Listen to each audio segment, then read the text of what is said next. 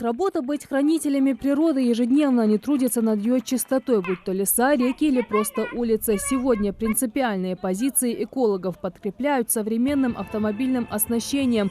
11 долгожданных ключей от специализированной лесопатрульной техники вручают специалистам Минприроды, а также подведомственных ему учреждений. Баркингоев Адам для получения ключей от малого лесопатрульного комплекса, который незаменим для тушения ландшафтных пожаров.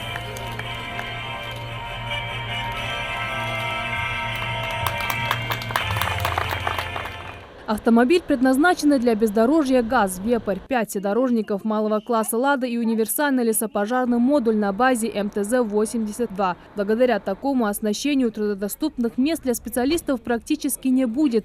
А малый лесопатрульный комплекс, который просто незаменим для тушения ландшафтных пожаров, поможет быстро ликвидировать небольшие очаги возгорания, либо сдержать огонь до прибытия основных сил.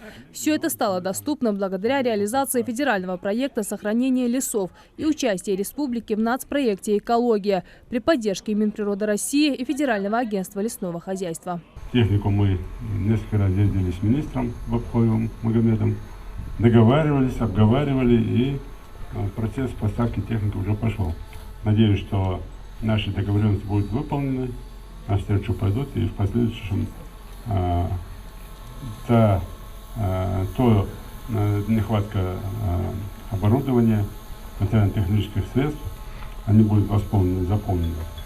Единственное, что от вас требуется, это, конечно, улучшить качество работы.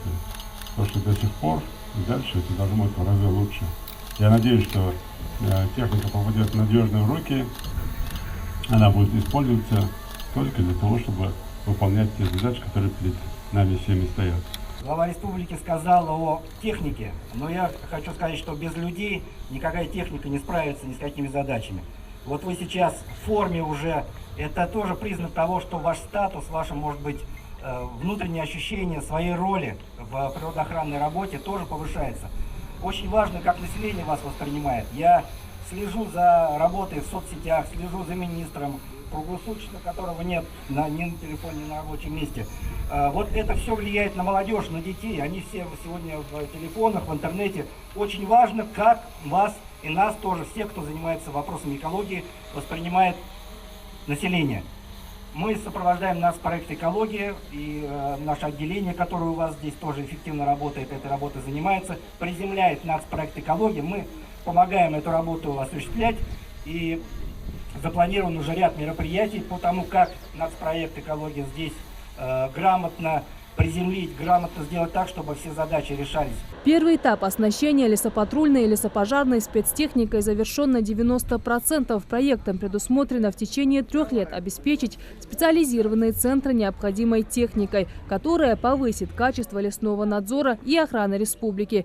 Тем временем лесничие уже осваивают новый транспорт. Машины осмотрели, которые нам предоставили, вполне очень даже рады этой технике, потому что давно уже на балансе за мои 6 лет, которые я работаю, в Сунжинском лесничестве отсутствует транспорт. Вот сегодня благополучно транспорт был вручен. Думаю, с завтрашнего дня уже будем патрулировать на новых машинах, на новой технике. Будем работать дальше. Также эффективно, также, как вам сказать, неустанно. Помимо безопасности лесов станет эффективнее борьба за соблюдение экочистоты в городах и селах. Арсенал спецтехники регионального оператора по обращению с твердыми коммунальными отходами экосистема тоже пополнился 4 мусоровозами. Машины классные делают. Организация у нас молодая, техники не хватало. Мы рады, как говорится. Организация молодая по-любому. Но кто ничего не делает, тот не ошибается. Ну ничего, еще есть одна мудрая пословица: терпение и труд все перетрут. Так что постараемся почистить, очистить, зачистить нашу Ингушетию. Ту технику, которую мы сейчас видим, на момент, когда собирались эти 3 органа, даже вот в комитете лесного хозяйства практически не было техники нормальной. Старая вся техника стояла. Сегодня мы видим новые машины, это только на 1-й год. Также мы на каждый год по 14 миллионов нам будет выделяться на покупку машин, и дополнительно еще средства будут выделяться на приобретение техники. Это очень хорошо. Во всяком случае, у нас не просто вот это лесопатрульная техника, лесопожарная техника, которую мы видим, там такое количество оборудования внутри стоит. На все случаи жизни, если пожар, то все у нас есть под рукой. Сфера экологии, учитывая стремительно возрастающую активность вопросов охраны окружающей среды, определена в качестве одного из основных направлений стратегического развития России на период до 2025 года. Большая работа, направленная на улучшение экологического благосостояния региона, была проделана в 2018 году. Об этом, начиная итоговую коллегию, в своем докладе рассказал министр природных ресурсов и экологии Ингушетии Магомед Бабхоев. В отчетном периоде республика достигла результатов, таких как третья подряд победа республики в крупнейшей экологической акции в стране «Вода России». Это 3 года подряд республика заняла первое место. Лидирующая позиция во всех всероссийских субботниках, такие как «Зеленая весна», «Зеленая Россия». Уже 2-й год подряд Республика Ингушетия в официальном докладе Министерства природы России обозначается как субъект, оказывающий наименьший экологический вред в стране.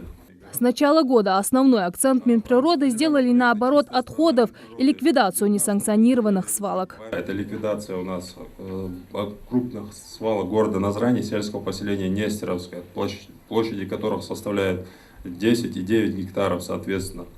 В результате мероприятия улучшится условия проживания 150 тысяч человек. На обоих объектах работа уже активно ведется. В Нестеровской уже вывезен 60% объема отходов. Начаты работы и в городе Назрань. В 2020-2021 году планируется ликвидировать также свалки города Малгобек и города Карабулак. Реализация этих мероприятий улучшит условия проживания 226 тысяч человек.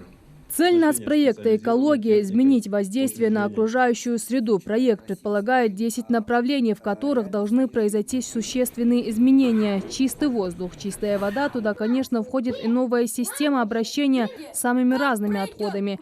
Сейчас их сортируют. Масштабная реформа, значимость которой понимают не только взрослые, но и самые юные натуралисты. Как начнут швырять вверху в космос из ракеты банки, склянки, шелуху и рваные пакеты, вот тогда они полетят в Новый год снежинки, а посыплются как град старые ботинки. В первую очередь нужно нашу природу беречь. Нельзя выбрасывать разные ненужные платки, например. Все это нашу воду загрязняет и сушу.